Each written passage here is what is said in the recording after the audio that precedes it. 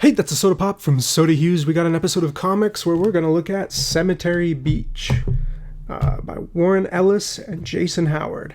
I'm not a super huge fan of this cover, but I do like the illustration on the back. Kind of this dead, decayed cosmonaut. Pretty cool. So this story, it starts off kind of on an off-world interrogation. And I love the dialogue between the two, and he's kind of explaining like how the developments from this colony are different from the developments that have happened on the Earth, and he's talking about dick pics and stuff and distracting the guy, and then he like makes his escape.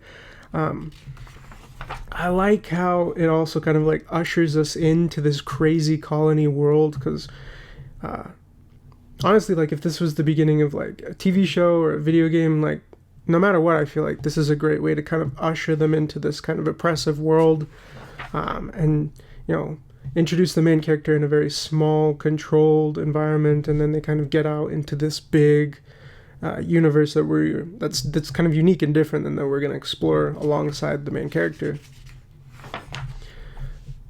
There are some really cool panels. The illustration style is really interesting.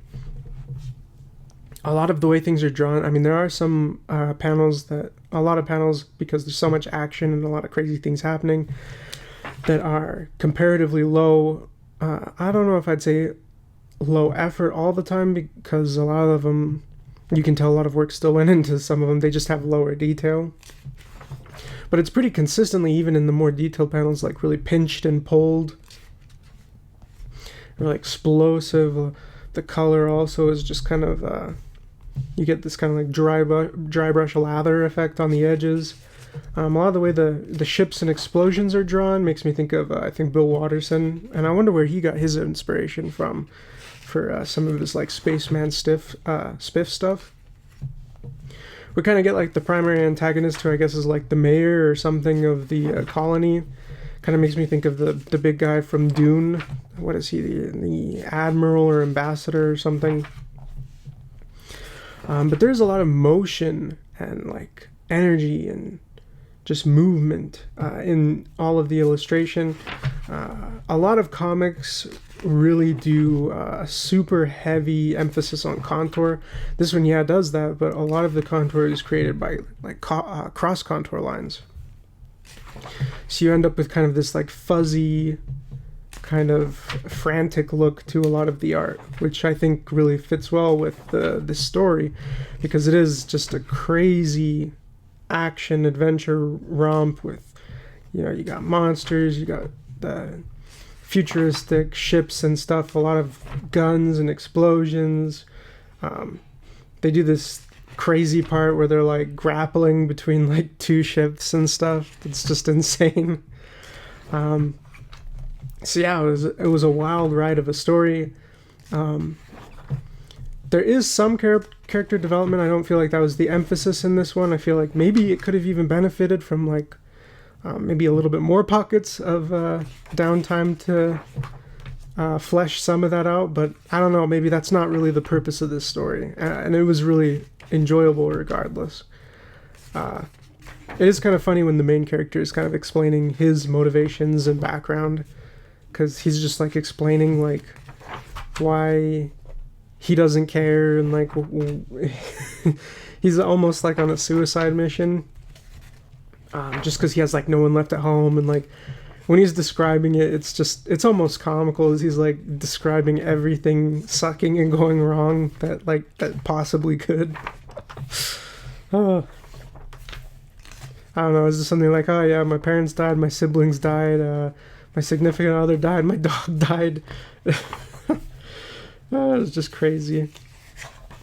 Some of the explanations for like how the world works is kind of weird and interesting. Like the mineral that's here is what allows things to fly. And there's also like these like swamps or like pockets of the area where they're at that like allows things to live forever, but they also like just get cancer in every organ, and they can't regenerate the organs specifically, so they need like donor people who they like keep in the frozen area, basically on ice, I guess.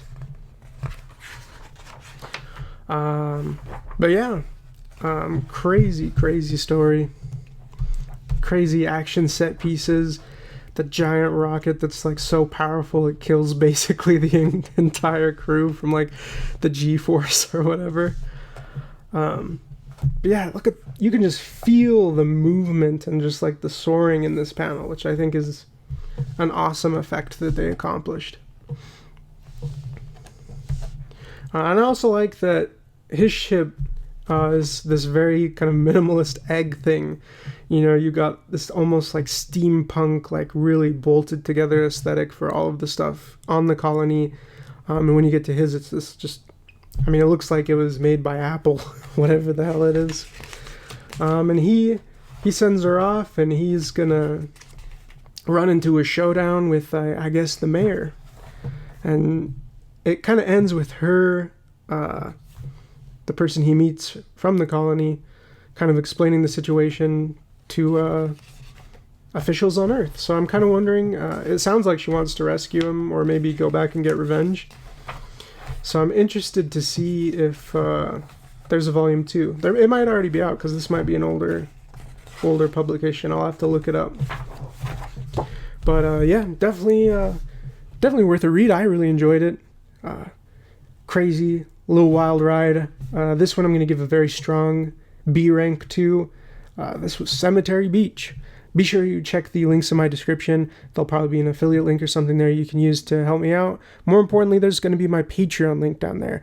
Supporting me on Patreon is a great way to get benefits like your name in the credits or vote on what video is uploaded next, and it really helps me keep doing this and support other creators and artists. So I think it's important. Check it out. Also, like and subscribe as always. It's free and it helps the channel grow and help me do more of this. And I really do hope to see you again. Take care.